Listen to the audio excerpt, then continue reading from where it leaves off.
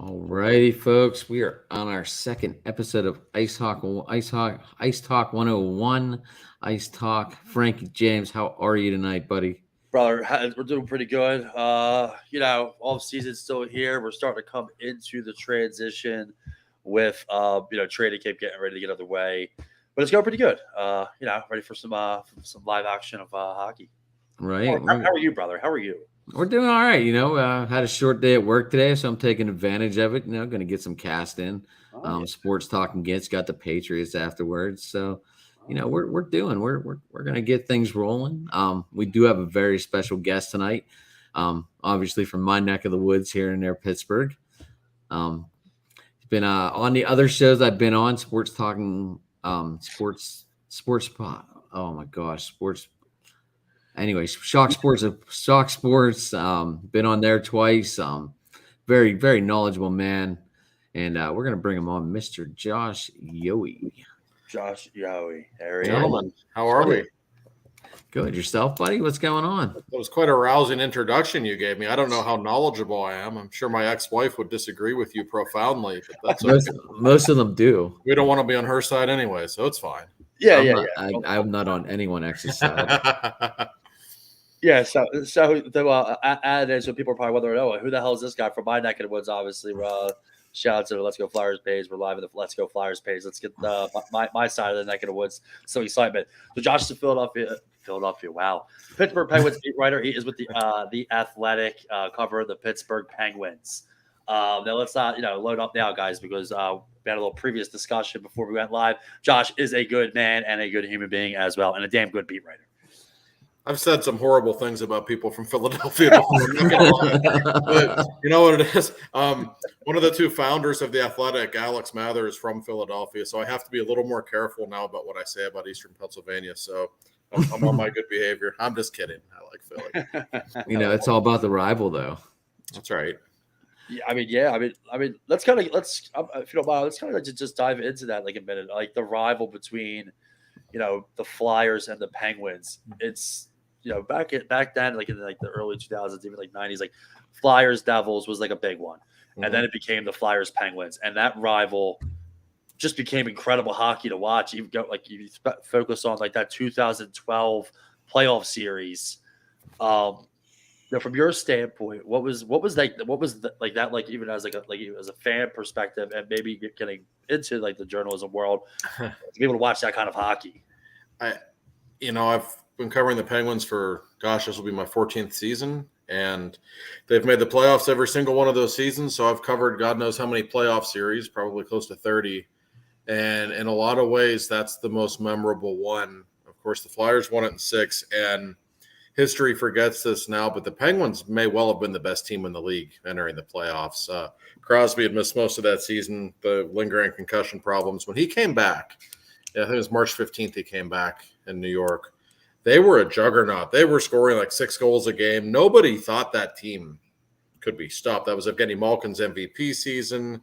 I mean, they were flying high. The only problem with the Penguins at that point, I think they were a little full of themselves.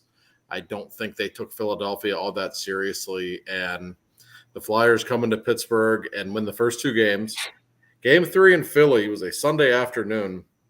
I think the Flyers won like 8-4. That was the game when 3 Penguins got suspended for their actions in that game. It's like Aaron Asham, Craig Adams, and James Neal, I think. Yep.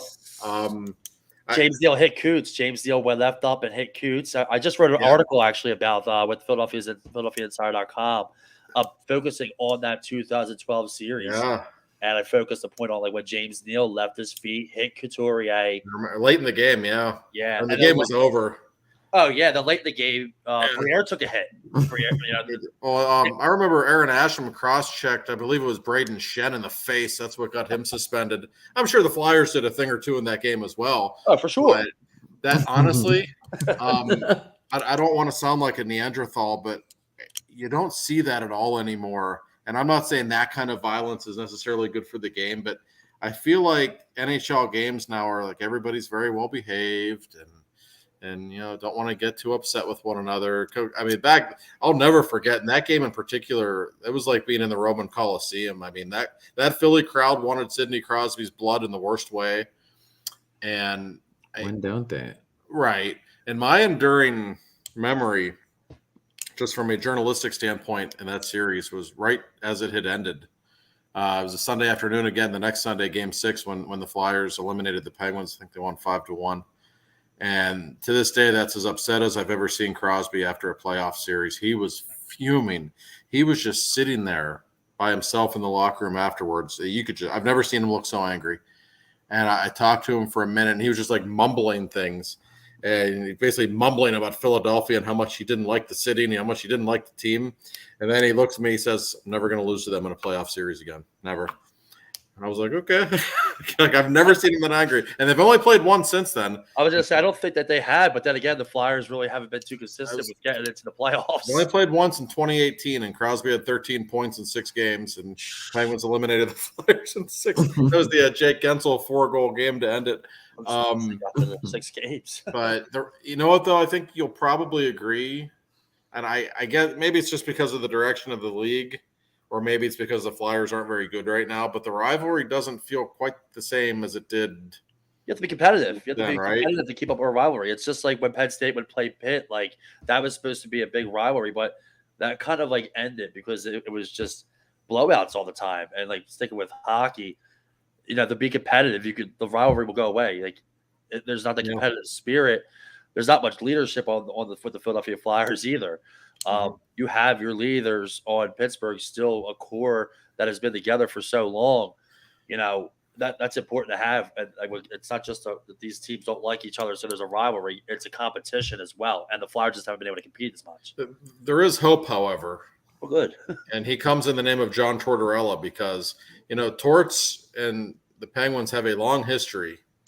And it's quieted a little bit because Torts and Mike Sullivan happen to be best friends, which is a really weird dynamic. But Torts is certainly, when he was the Rangers coach, he certainly took his shots at Crosby and Malkin. He called them the Penguins' arrogant stars, I think is what he called them. Yeah. And they really went at it for a while. So I was so happy when I heard that he took the job in Philly. This is central casting. I mean, this is perfect. Torch showing up in Philadelphia, but maybe that will add a little bit of fire to things. I suspect that it will. I appreciate you saying that because, with this team and, I would love AV. AV was great with the media. I really did. I liked AV, but it just wasn't working out. And you know how it is. Coach usually is the first one to go. Yeah. Believe it or not, I said it quietly, but like really vocal about it, kind of how that is the opposite. But I really like Dan Bosman to possibly come here and to come to Philadelphia. Like, I think he's in the AHL right now as the assistant with the Seattle Kraken minor league team. Yeah.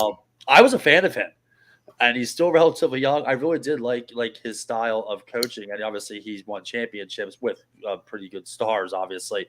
But I just didn't know which way they were going to go. He was a coach that was on my radar. Obviously, wasn't being mentioned, but I do like John Tortorella. I think he'll be good. I don't see them winning a Stanley Cup within those 4 years, but by year 3, maybe year 4, they'll be competitive. Yeah, you mentioned Dan Biles. Man, as his star faded. Remember back when the Penguins won the Cup in 2009, then they had those unbelievable teams for the next 2 or 3 years. He was named the Olympic head coach for Team USA in 2014. That was really the end for him. It really was.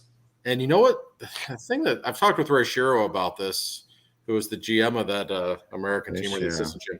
And Ray said, we lost in the semifinals to Canada 1-0. So that might be the greatest hockey team ever assembled. We lost to them 1-0, and now people think Dan's not a good coach. I said, yeah, that's probably fair, but he went to Buffalo. Things didn't go well, so he's kind of starting over again, like you said, in the AHL. And he's still a fairly young guy for a coach. We'll see. I'm curious if he ever makes his way back to the NHL. He's a good guy, and you can't deny the success he had in Pittsburgh, really. He was on my radar to come here. I mean, he was on mine anyway, not mentioned by anybody else, but I did like him, and I thought that he would have been a good candidate. But I'm happy with John Tortorella side. He's probably sadly to say, the biggest signing the Flyers made. I mean, Tony DeAngelo, you bring him in, but I think that had a lot to do with the Ryan Ellis injury. They had to now put money towards a defenseman that maybe they didn't need if Ellis played well and played healthy. And they're going to got some more star power in here and some more goal scoring, really. But that wasn't the case, sadly. Well, let me ask you a question about the Flyers. Sure. If I'm a Flyers fan right now, I see what's coming in the draft next season, like I pretty much want them to tank. And I know that's never been the philosophy in Philly. I know Philly, and for all that, I know Penguins fans love to, 1975, whatever. But if you look at the last 50 years, they've almost always been competitive. Like they're usually a pretty well-run franchise. They've never been a franchise that tanks seasons. Would Flyers fans be okay with a kind of intentional or unintentional tank to try to get Bedard or one of these great players in the draft next year? How hard would that be? I mean, there's teams that are worse. And I think, like you said, with John Tortorella, is he that kind of coach to have that team lose? He's not. Not. No. He's exactly the opposite. And he's exactly what this team needs, especially with young players, because you're going to start seeing more and more vets transition out, like JVR contracts coming up. Like that contract shouldn't even happen, really. But, I don't see that happening. But the draft is, I mean, you watch the juniors, and I got to cover a lot of the junior hockey. I mean, there's some incredible players. And the hope for Tyson Forrester. Yeah. Because, you got to see him really shine, and I was hesitant on him going with his injuries. He hasn't been able to really make a big impact because he's got hurt a lot. But he's also a player that I watched for a long time, wanting him to just get up here because I don't see anybody else with goal-scoring sniper capabilities right now within the Flyers farm system. Besides that. Yeah, you're right about Torts, though. One thing, if you look at his history, teams usually exceed expectations early a little bit when he shows up because teams play so hard for him. So they'll play hard. I'm sure they might be one of the 5 worst teams in the league without trying to tank. And I mean, I don't know. They don't have a lot of talent right now. This is as unimpressive of a Flyers roster as I recall seeing in a really, really long time. But the Torts factor always makes things a little spicy. There's so many question marks. TK, huge question mark. Kevin Hayes, another question mark. Can Couturier stay healthy? Another question mark. Cam Atkinson's really the only player you know what you're going to get out of him. Morgan Frost, he was supposed to be an incredible player. Too many question marks. The defense, you just don't know what you're going to get. This team could get it together and play well and make it in the playoffs. Or they could just be bottom 5, like you said. You just don't know who's going to show up. And that's the biggest one probably. The unknown is really what it is.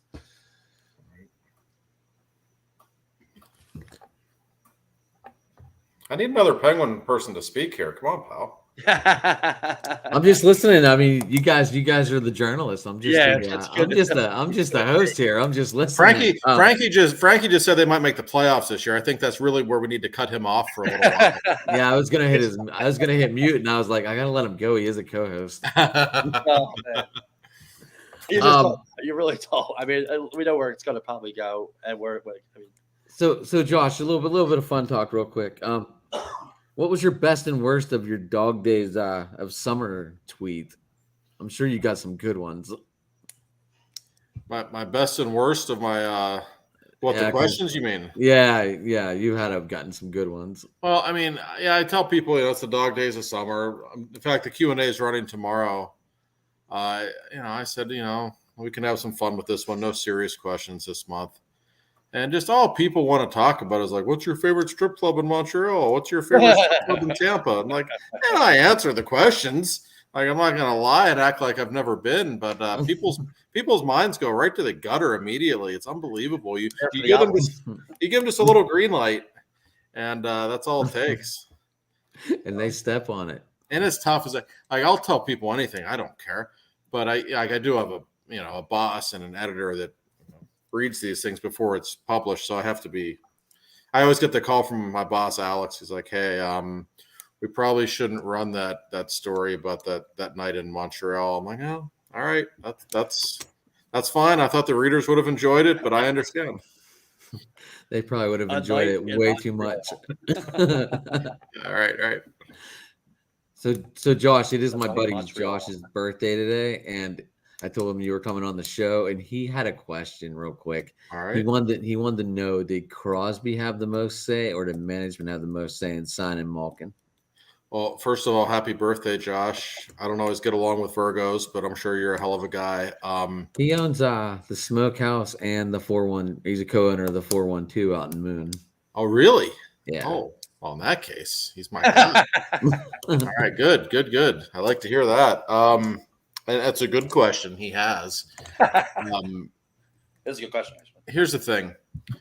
Crosby, for as long as I've known him, as long as I've covered the Penguins, he is never one to march into the general manager's office and say, I want this, I want that.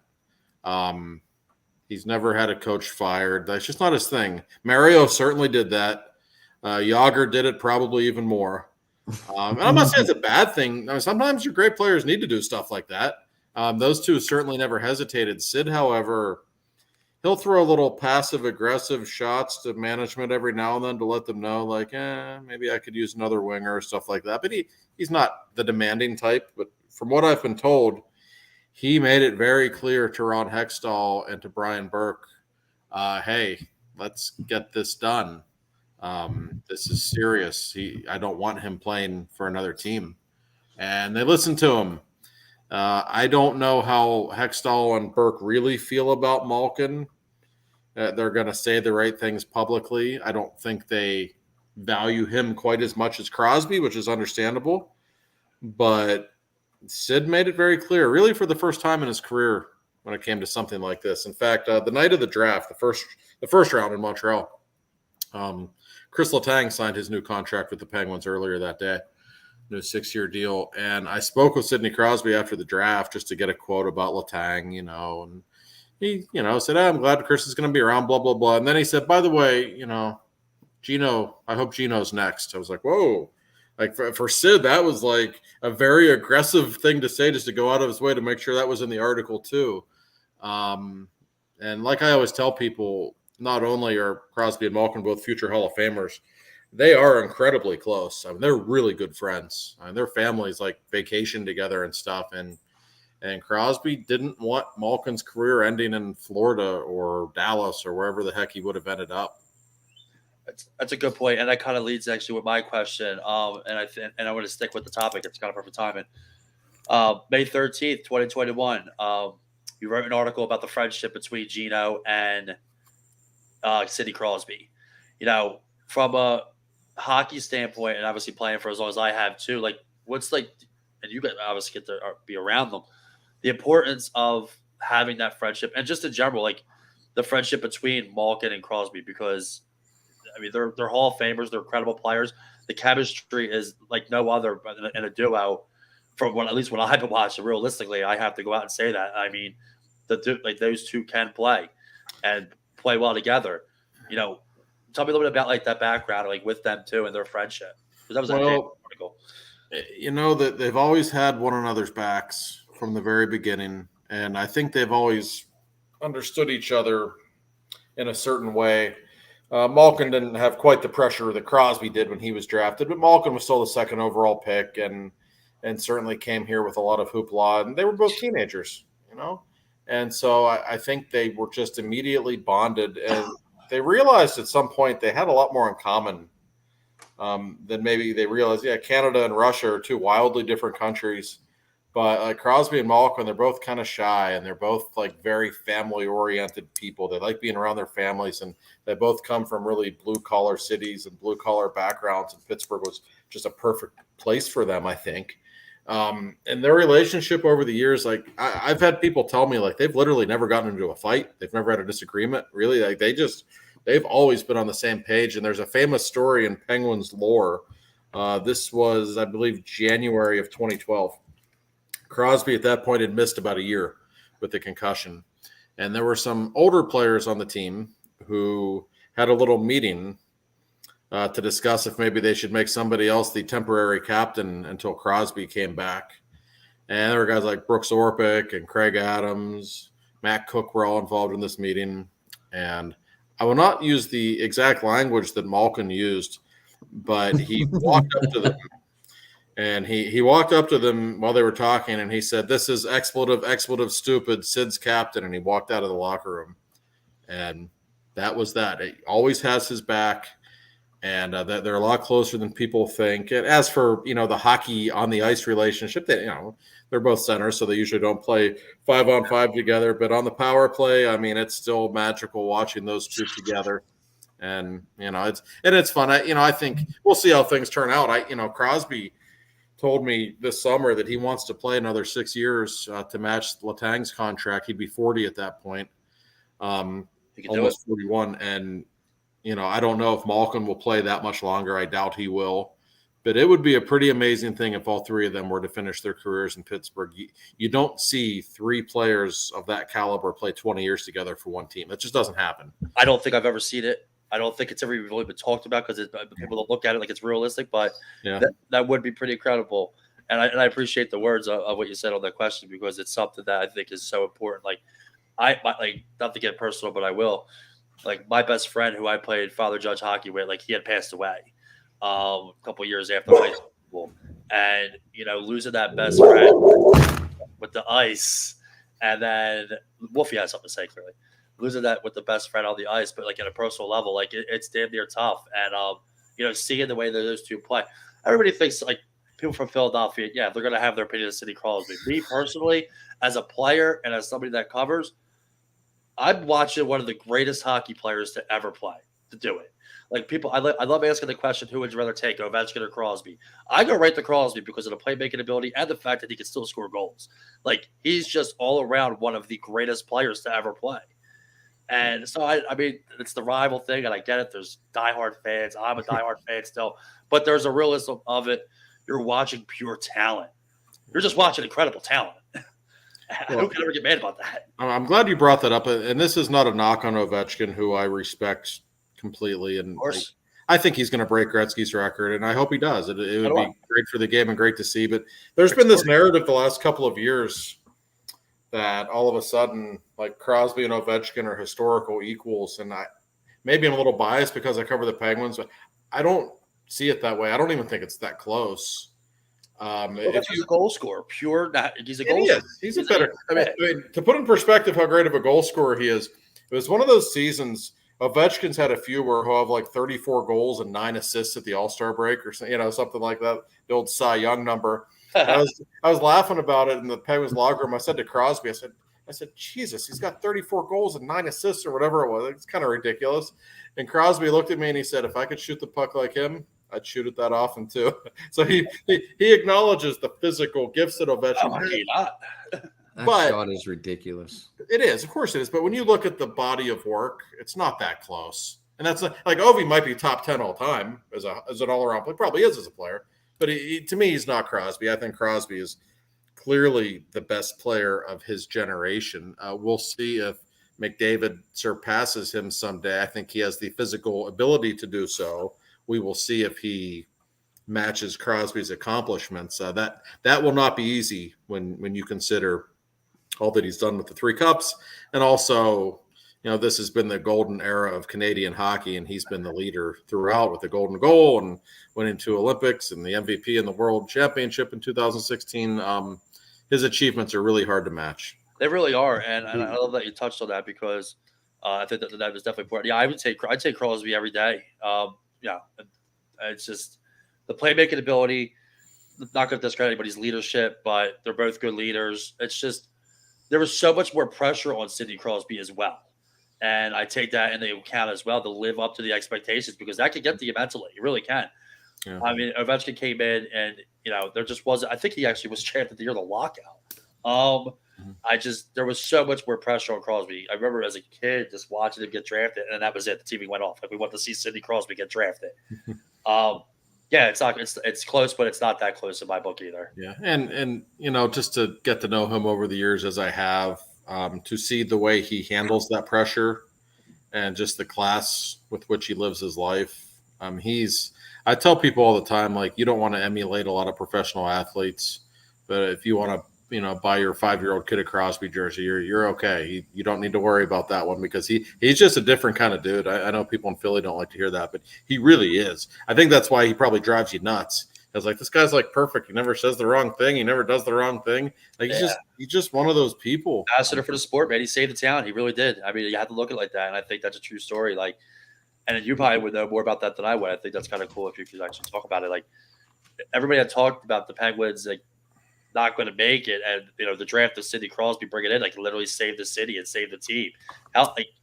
How accurate is all that? If you don't mind me asking. Yeah, I mean, sure it is. The Penguins were in a bad spot. Mario Lemieux purchased the team in 1999, and then he came out of retirement, and that was great. And the Penguins made a lot of money during that time, but he was at the end of his career, and the Penguins were playing in an old building that was falling apart, and they were just we have seen good sports towns lose franchises. Like Seattle's a great sports town. They still lost the Supersonics 20 years ago now, or whatever it was, 15 years ago, whatever. It does happen when you get politicians involved. A lot of bad things can happen, let's be honest. And the Penguins needed to become more valuable. They needed to become a bigger deal in Pittsburgh. And Crosby came around, and he was a teenager. He was 18 years old. And he not only was an attraction that you wanted to go see every night, but I think especially the younger generation in Pittsburgh just identified like, hey, here's a kid who's our age. Like, we're freshmen in college, and he's getting 100 points in his rookie season. Like, we want to go cheer for this guy. And then he won the MVP his second year, and they get to the final his third year, and they win the cup his fourth year. And all of a sudden, Pittsburgh, which was already a really good hockey town, it's different now. It's they just had a sellout streak end last year, like 13 years in a row or whatever it was. It's a rabid hockey town. If I always tell people, like, I know when you think of Pittsburgh, you think of the Steelers. I get that. The Steelers are a worldwide brand. You go to Japan, you'll see people wearing Steelers shirts. It's just the way really teams like the Cowboys, Packers, Yankees. There's one of those teams. But in Pittsburgh proper, if you go down the street to the grocery store right now, you will see as many Penguin shirts as you'll see Steelers shirts. And especially with like the 35 and under crowd, you'll see more Penguin shirts. That they have completely captured that generation of Pittsburgh sports fans. And it's largely because of him. I love it. Well said. I appreciate that, Josh. Josh, you think Evan Rodriguez is going anywhere? Boy, what a hard player to figure out. Yes, I'm sure somebody will sign him. Given that the Penguins are over the salary cap already, I don't think it will be them. In the first half of last season, he was on fire. He had like 16 goals in the first half, and honestly, none of them were fluky. Like, he was scoring these beautiful goals, a great release. Like, man, that's like a goal scorer's goal. You kept saying over and over again. Then he hit a slump in mid-January. He scored 3 goals the rest of the year. Now, he did have a fairly good postseason. In fact, he scored a huge goal in Game 7 against the Rangers. Looked like it was going to be the game winner. So how do you gauge a guy like that? I don't know. I mean, there was a time halfway through the season when he was on that hot streak. If he would have asked the Penguins, hey, can I have a 3-year contract now for like $3.5 million a year? I bet they would have said yes. I really do. Mike Sullivan liked him. But then he goes terrible slump, and he's done that throughout his career. So on one level, you feel like he's not reliable. You don't know what you're getting from him. On another level, he's got some talent. He can play center or wing, and he can kill penalties. So there is some value there. It's just kind of an enigma. Somebody will sign him. I hope it's a good team. I would. You want to. I read Calgary as a possibility right now. That would. I mean, he would fit in okay there. He might be wasted on a bad team, but you put him on a good team where he can kind of be a Swiss Army knife and be on the fourth line one night and fill in on the first line the next night. He'll score 15 goals, and he can make a positive impact.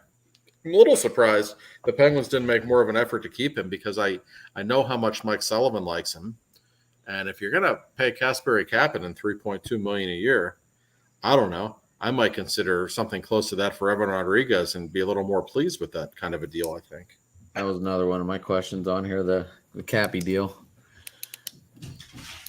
I mean, I was standing right over there in my kitchen when that deal, when I got the word on my phone. It was a Penguins official texted me, Kapanen, 2 years, $3.2 million. My first thought was, 1.6 a year. Okay, I guess, he still has a pretty high ceiling. Maybe you take a shot. And then this person wrote back, no, it's 2 years, but it's 6.4 million. It's 3.2 a year. Yep. What? That's a little high, I thought too. And the guy has talent. I mean, man, he can fly. He's got good hands. In training camp last September, he was by far their best player in camp. Granted, Crosby and Malkin were hurt; they weren't there.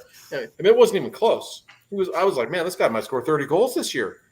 And then he just lays an egg all season long, and he's a healthy scratch, and he drives the coaches nuts.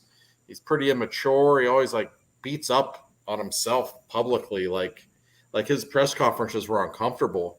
He's basically sitting there saying, "Yeah, I suck," and blah blah blah. I'm like, oh man, and I'm going to tell you guys a funny story that's really embarrassing.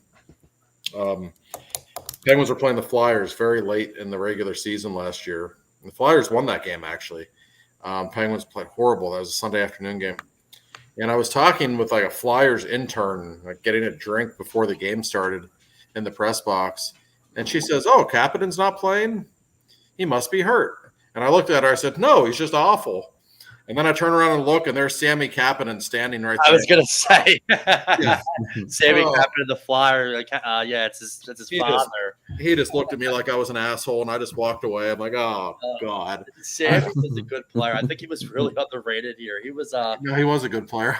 The most he's known for, I think, was the hit that he took on Darcy Tugger. Everybody always seems to remember that. But, I remember that. Yeah. It was a monster. Jeremy Rooney comes down and dumps in the goal and send the Maple Leafs home. Yeah. And that changed everything for the Maple Leafs. I think they started transitioning all the older players out. But he was a damn good player. I mean, I thought he was a lot of fun to watch. And luckily, he didn't take a swing at me in the press box or anything, so that was cool. I was like, oh, God. That's such a finished look, too. He just looks like so. Good one, Josh. Just go. We'll walk away now, and Casperry will probably never talk to you again. That's okay. Putting the kid's son down. Josh, what are you doing? I know, right? That's a funny story. I like it. Oh, I mean, you weren't the only one saying that. I mean, I wasn't wrong. I mean, he was a disaster last season. He was awful. I mean, and why you would give him 2 years was just shocking to me that the Penguins made that. 1 year, I guess. They kind of needed another right wing. I mean, he can do some things. Like when he's playing well, he's a gifted player, but I just wouldn't trust him. So speaking of wing, you think Sammy Poland's going to be ready to make the jump? Not really. I mean, I guess it's possible. He's Penguins first round pick from 2019, I think. I've seen him in a couple of training camps. He has never looked like an NHL player to me. He's just slow. I mean, if it were the 80s, he'd be a good power forward when he didn't really need to be that fast. He just doesn't have NHL caliber wheels. And that's been the knock on him. I will say in the second half of the season in Wilkes-Barre, he was pretty good last season. He finally started to produce. So, hey, I will look at him with an open mind. It would be great for the Penguins if he could make that jump. And they need some guys on their bottom six who aren't going to make much money, who can be productive. They need that really badly. Their bottom six on paper is not very good. So they could use it, and he should be ready by now. But what about the leading point getter down there, Valteria? Yeah, he's actually kind of come out of nowhere. We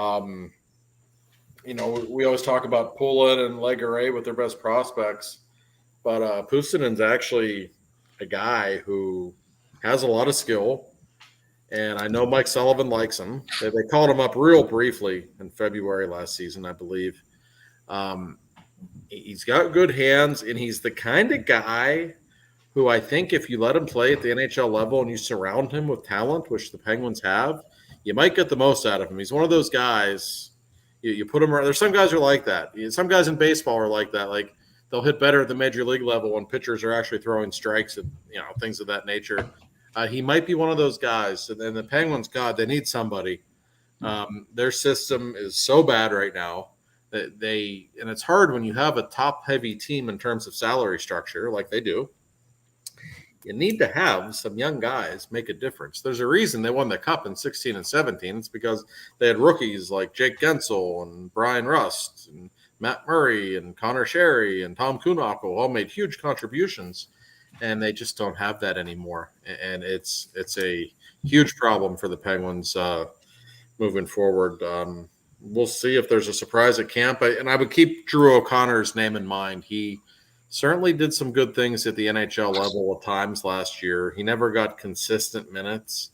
I think he can be a good bottom six player, and it would be a good thing for them if he does emerge as one. Nice. Are any of the draft picks going to be noteworthy? And how long you think? This season's draft picks? Yeah. I mean, yeah, Owen Pickering, their first round pick. I mean, he's a guy they really, really like. Yeah. And watching him, he's a big 6'4" defenseman. He's still a little raw, but you could see at their prospect camp, he was miles ahead of anyone else. He was by far the best player on the ice. He's 2 or 3 years away, I would think, but they certainly do have some high hopes for him. The other prospect, a guy named Nathan Legare, he was a third-round pick the same year Poulin was drafted. Great hands, great shot. He's a big kid. He just can't skate, just like Poulin. I mean, it's just Jim Rutherford and his staff that season drafted a bunch of big power forwards, which is great. And none of them could skate. And that's boy. And if you ever make it to the Penguins roster, if you want to play with Sidney Crosby, the first thing he looks for is people who can skate. If you can't skate, he wants absolutely nothing to do with you. Remember when Jerome McGinley was acquired by the Penguins in 2013? I do remember that. Oh, Jerome McGinley, Sid and Iggy, it's gonna be 2010 in the Olympics again. No, he saw how slow McGinley was at that stage. He didn't want to play with him. That's everyone blames Dan Biles, but no, Sid didn't want to play with him. Sid wanted to play with Pascal Dupuis and Chris Kunitz because he loved playing with Kunitz, and Dupuis was really fast. That's exactly what he wants. Kunitz was an incredible player to watch. I got two for you here, Josh. My first one is kind of going back to those players and teams that were from a little bit before. You're still watching Marc-Andre Fleury play right now. A goaltender that is just a no doubt Hall of Famer. His time in Pittsburgh, I mean, he was just incredible. Any story, any kind of just your thought and just about Marc-Andre Fleury just still playing and still really kicking at a pretty high level. Boy, I would love to tell stories about him. I don't think any of them are acceptable for public consumption. I can honestly tell you I miss him every day of my life. He's the funniest athlete I've ever covered. I've never seen him in a bad mood. The guy that you see in interviews, the guy that you see with his teammates, that's him. He's literally that happy all the time. I'd be that happy too with that much. And I can tell you, his last season with the Penguins, they won the Cup in Nashville in 2017. And everybody knew he was gone after that season. Locker room cleanout day was a couple of days later. I think it was right after the parade. And, you always say goodbye to the players. Hey, have a good summer. See you in September, whatever. There was literally a line of 30 of us in a single file line, just waited very patiently to say goodbye to him one by one and just to take a minute talking to him. That's how you don't see that. That's how revered he was. And when he ended up being announced at the expansion draft, when he walked out on stage and all the Vegas fans were going nuts, I was with Sidney Crosby about 5 minutes later for an interview, and he had tears in his eyes. I mean, it was hard for him to see Fleury go. He is the best. I hope he keeps playing for a couple of more years. Yeah, the game's better with people like him in it. I love that, man. That's just incredibly said. He is an incredible goaltender, and obviously, with the Philadelphia Flyers and Penguins playing as much as they do, got to see a lot of Fleury. And, leading into my second question, with the goaltending here in Philly, it's people are not sold on Carter Hart still. My opinion is I think he came up maybe about a year or two early. The desperation for a goaltender was just officially settled in. It's so important to have good goaltending, and the Pittsburgh Penguins are one of those teams that have been fortunate enough to have really good goaltending. I mean, even after Fleury left, you'll still see. I mean, they still were able to still kick it with good goaltending. I know that it's extremely important, but yeah, Marc-Andre Fleury is just still being able to do what he's doing is incredible. Well, let me say to the good people of Philadelphia, I would suggest being patient with Carter Hart. I think he's the real deal.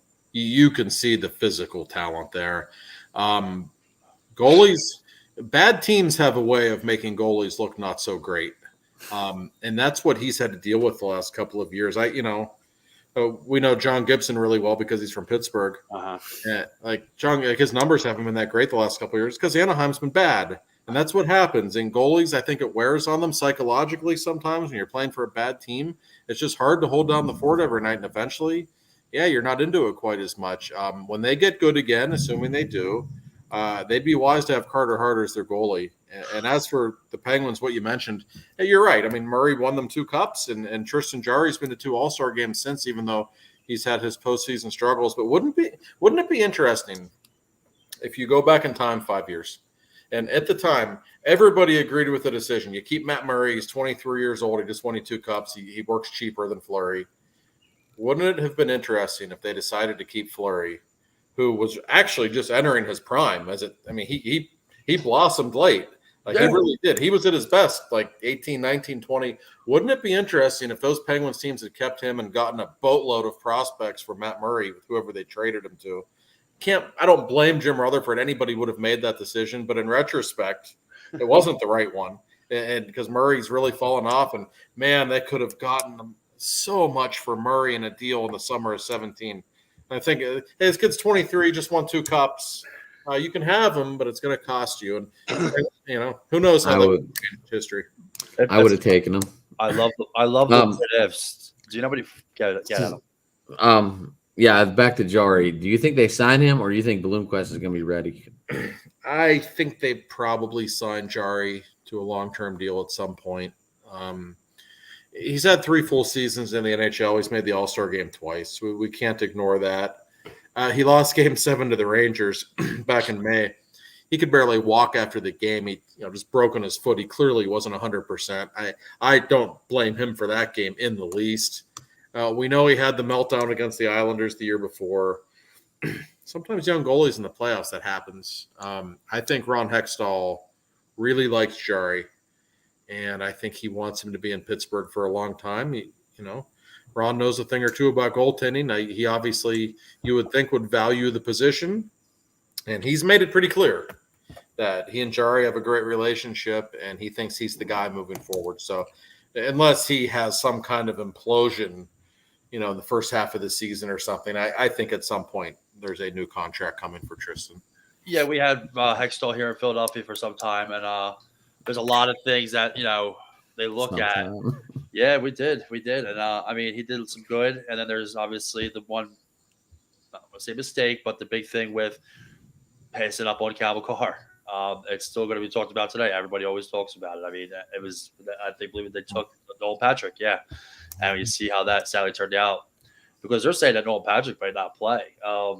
He may actually have to hang it up. It's funny because I just watched an interview with Keith Primo about, because how he went out with having post-concussion syndrome, and there's a difference between having those migraines and just knowing something is wrong. And he honestly said, if you're not right, maybe you should hang it up and enjoy your life. I just wrote an article actually, kind of like the rise and fall of Keith Primo. He was a great player, and it's sad to see players that exit early. Even today, I wrote about Chris Pronger, how he signed that 7-year deal and played 3. He played 3 years, and that was it. And it's just, you got to protect the head. I was out 3 years when I played. I was Eric Lindros. Yeah, I can tell you a story about Eric Lindros. And by the way, Eric Lindros is the nicest guy ever. Yes, dude. He is. He's one of the nicest people I've ever interviewed. He's so awesome. When I was a kid, I hated him just because he's the captain of the Flyers, this big burly guy. Then you meet him, wow, what a nice guy. Oh, he's such a big dude.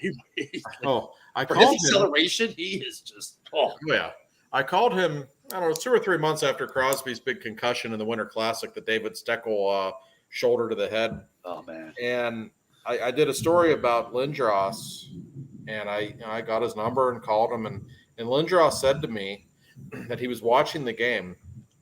And when he saw the look on Crosby's face, Crosby came back and played the 3rd period of that game. Lindros said, I looked at my wife and I said, oh God.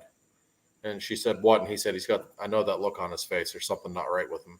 Lindros could have identified immediately, and it brought back all these flashbacks to him.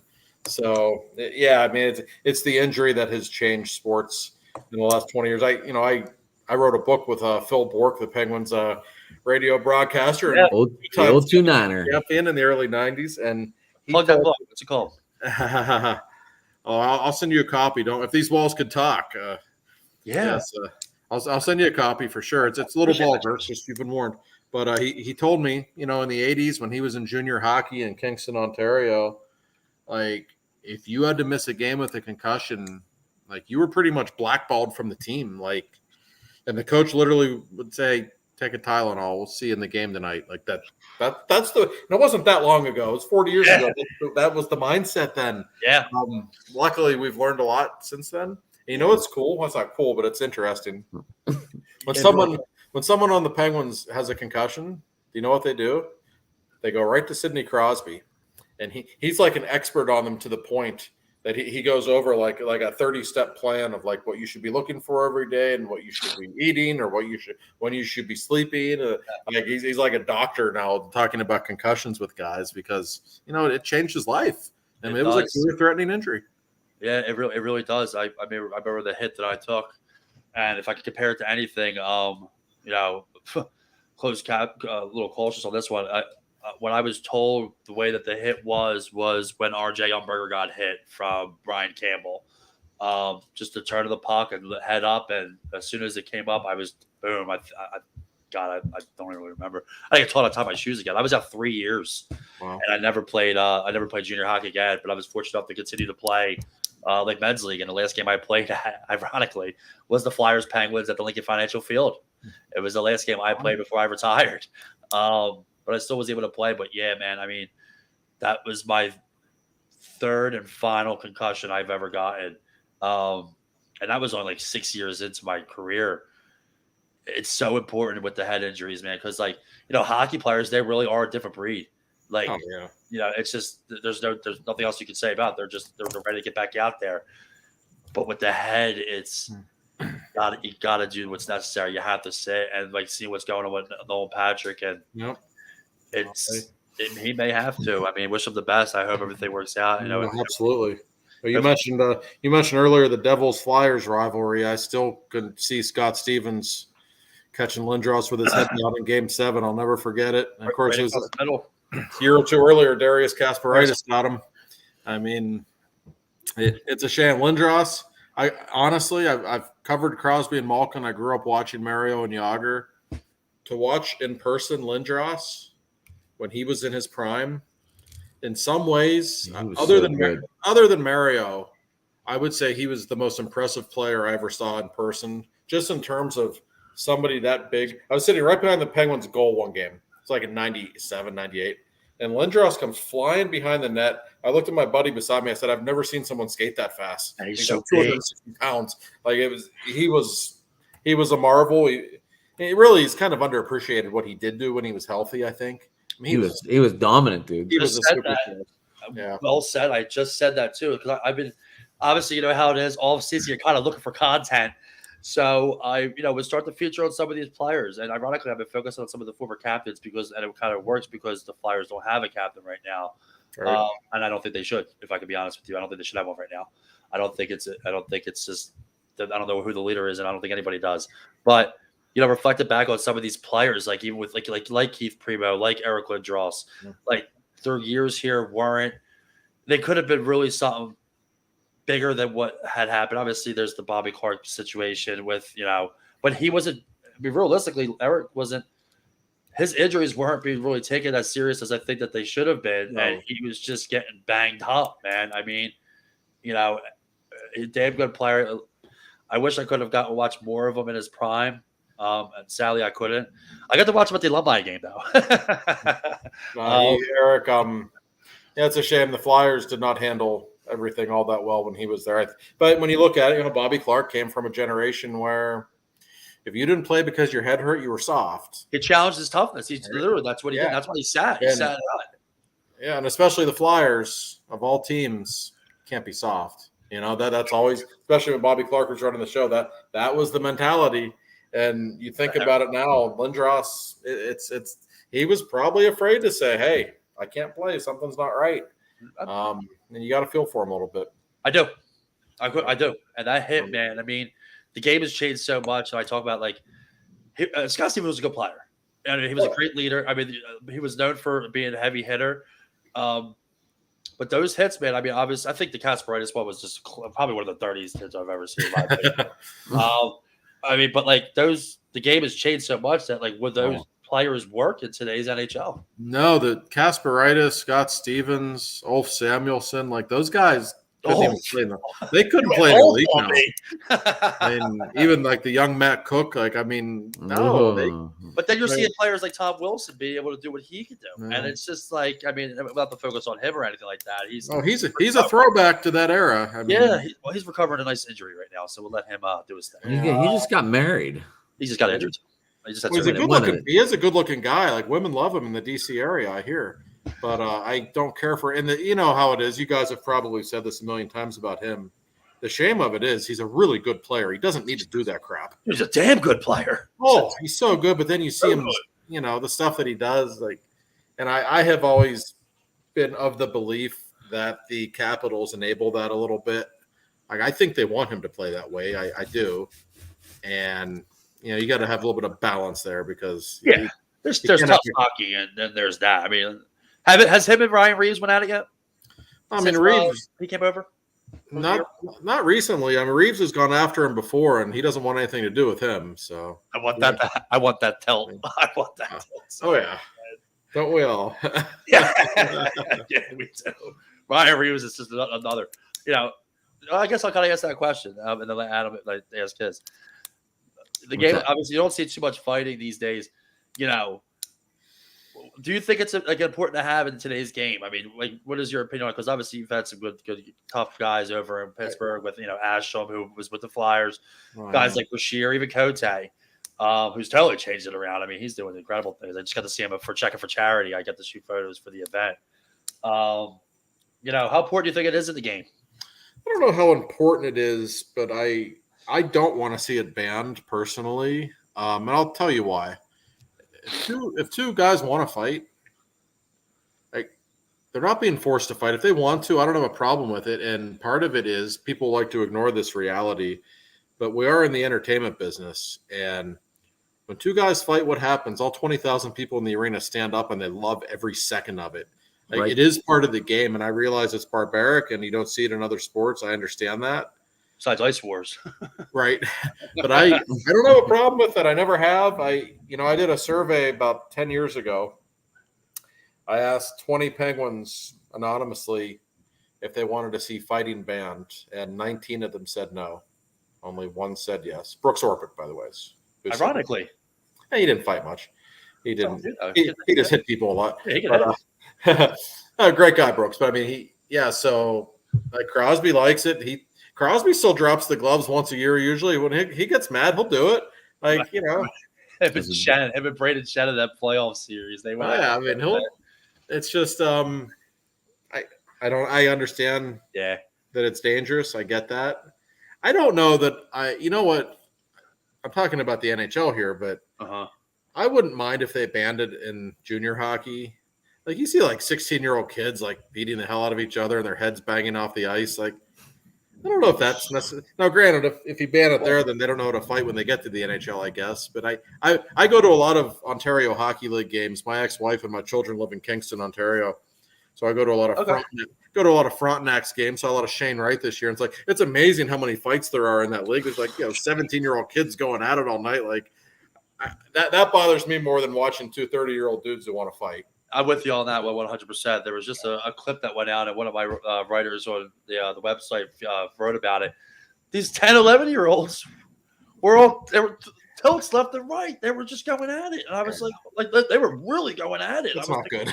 Like, holy shit! Like, whoa. Yeah. We all like violence more than we like to admit, but that's a little much. Yeah, like it was great because like the ref would like pick them up like this, and, like before you know it, you feel like you're at an NFL preseason game in the crowd, and there's just people fighting everywhere, and it's just sadly we see that too often. My girlfriend said to me last week, "Want to go to the Steelers preseason game this week?" I said, "Under no circumstances, no, absolutely not. You're going to run your mouth, and I'm going to get my ass kicked. We don't need this." Being in the media and we cover the sports, we tend to watch where we go these days, right? And what we do and how much we drink. Josh, have you got to meet Tina yet? Tina? Mary? Tina, Mary, or Murray? Murray? I don't Yeah, think Tina Murray. Didn't Oh, they no, just no, bring no. her? I have not. I was just wondering. Is that Matt Murray's wife or something? No, what she's doing something with the team. I forget Oh, though. she's like an executive now, right? She like one of Yeah. the first females. Okay, all right, yeah. I have it. Honestly, this might sound like an excuse, but it's true. With COVID the last couple of years, like we don't meet anybody anymore. Yeah. Like we're finally allowed back in the locker room. Oh, you guys are? I don't even know if that hasn't even happened yet with the Flyers. They've done the Zoom. They were in the at practices and stuff. There's a room obviously they can go in and Voorhees. I'm not sure if you've been there. Oh yeah, I've been there. Sure. Yeah, so you know exactly what I'm talking about. But like game times, I don't know nothing in the locker room. I remember we were doing the Zoom calls. Right. They're like Frankie, make sure you put your mask on. I'm like, I'm on a Zoom call. What do you mean? Yeah, we're allowed in the locker. Every team's own discretion. We're allowed in the locker room. I think we still have to wear masks, which Okay. I mean, I'm not going to complain because at least we're in the locker room. Yeah. I got a huge nose, so that thing now. I know I'm going to tell the Penguins media relations after about a week, like, hey, when they're out meeting girls at bars, are they wearing masks all night? Is there a reason we have to? But whatever. The pain thing, you know what I mean? At least we'll be in the locker room. So that's progress. The last couple of years, like it's tough. There's so many people I would love to get to know a little bit, and they really separate all the team employees from the media. So it's, oh my God, it's been very difficult to do the job. Yeah. You couldn't have said that any better. That's for sure. Yeah. In case you guys can't hear, there's massive thunder and lightning going on right now at my house. I don't know Where if do you live? I'm in Weirton, so it's coming, Josh. Well, it's coming my way. Oh boy. Yeah. Is it? Well, I'm in Philly, so I don't know. Yeah, well, Frank, it won't be to you till like tomorrow. Talking about my debauchery in Tampa and Montreal over the years, I've certainly had some on Route 2 in Weirton, let me tell you. Route 2. Going up towards Mountaineer. Yes, sir. You know the one. Jill's, Christie's. What? I got one more. I got one more question for you, Josh, and then that'll be it for the questioning for me. Sure. The possibility of and how bad do you want to see Flyers Penguins in Beaver Stadium? I've wanted to see this forever, and I was telling you guys before we were on the air. I'm actually kind of tired of outdoor hockey. Like I just feel like the league's overdone it. Like I like the Winter Classic. I don't think there needs to be like 4 outdoor games here. It's just my opinion. But I would absolutely love to see it. I do worry. We talk about violence and crowds during preseason football. 90,000 strong, dude. You get like 45,000 drunk Pittsburghers and 45,000 drunk Philadelphians or whatever. Wow. That's going to get nasty. There better be a lot of security, but that would be fun. That would be an awesome spectacle. I have been wanting to see it. Cool. We've seen them play at the Link. We saw them play at the former Heinz Field. They were both very cool experiences. Why not? Especially the way the schedule works out now. Like this season's a great example. There's only one game in Philly this season between the Penguins and Flyers, which seems kind of silly. But it's because it was Seattle in the league now. I got you. So they play twice in Pittsburgh. They could work it out one of those years that whoever has the 2 home games, just give up the 1 home game and play it at Beaver Stadium. Why not? College, baby. Let's do it. Let's get up there. I know. I'm with you. I think that would be the most talked about event going on. I mean, around here anyway. And it wouldn't even have to be the Winter Classic. That's fine, but you could just call it the Mid-State. You just call it the Mid-State. Oh my God! Can you imagine the Shipbag Bowl? Let's just get up there and do it. God. That's all I got there, Josh. I think that's a good way to. That's great. I hope we see it. I really do. So do I, my friend. I love it. Well, Josh, as always, man, fun to talk. I wanted to ask you real quick, what'd you think of Kessel going to Vegas real quick? I think he'll be very happy. I wrote an article back in March about his poker exploits. Check it out if you haven't read it. Just the quotes from Rick Tocchet are so funny. He talks about how Phil's like an ethical poker player and everyone respects him at the table. Like was really breaking down Phil Kessel's gambling habits. It was like the most fun I've ever had writing an article. So he'll be happy in Vegas. He'll be on the strip many a night. I have no doubt. I don't think he has much left in the tank. However, I saw him play twice last season, once in Pittsburgh and once in Arizona. he looked like a shell of himself. He's not one to take care of himself physically, and guys like that usually don't age very gracefully. I wouldn't be shocked if this is his last season. Well, like we were talking about earlier, how I know I'm putting one more question on, but like we were talking earlier, like goalies when they're in bad situations, they don't play great. So you think Phil possibly going to Vegas might get a second life? Maybe. It's certainly a better team than what he had to deal with in Arizona. He can still pass the puck beautifully. I mean, he's still a great playmaker. He'll help anybody's power play. And they're only giving him 1.5, so that's nothing really. That's like what the Penguins are paying Jack Johnson this year, for God's sake. So it's, whatever. If you're Vegas, why not take a flyer on him?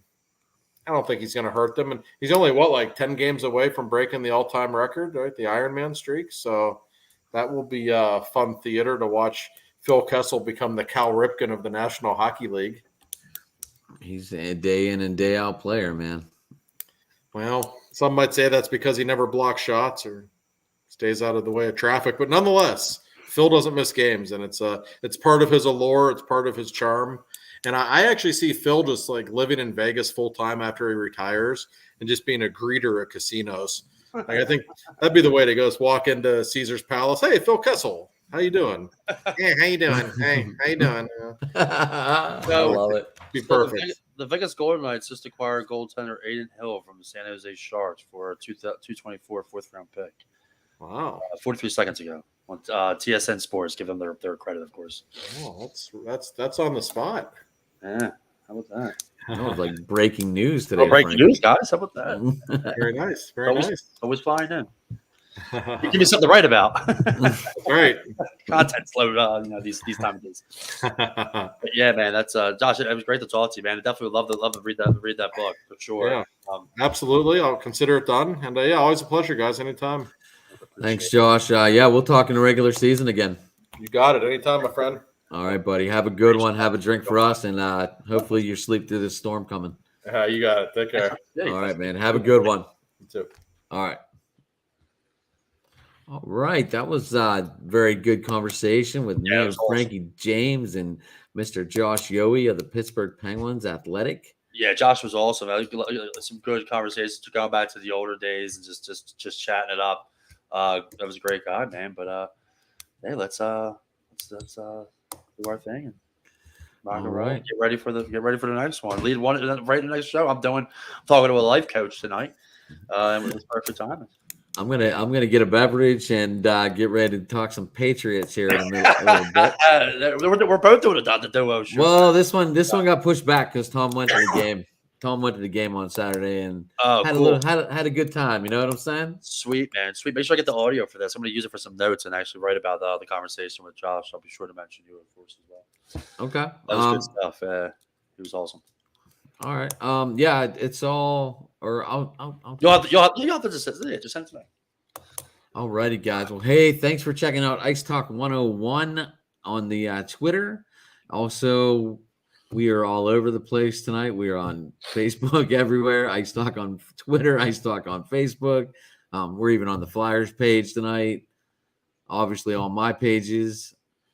Frank, I thought I hit your page. I guess I didn't. So that's okay. It will get on there. That's fine. I thought I hit it. I hit the max. I think we hit 8, right? So maybe so. That's all good. All right. Well, hey guys, everybody have a good night. Frank, any closing words for the parties out there? Pittsburgh Penguins, Philadelphia Flyers, love to see the rival revisit it, but we got to get the Flyers to get competitive again. Josh was an incredible guy to talk to. Looking forward to talking to him during the regular season. All right, guys, have a good night.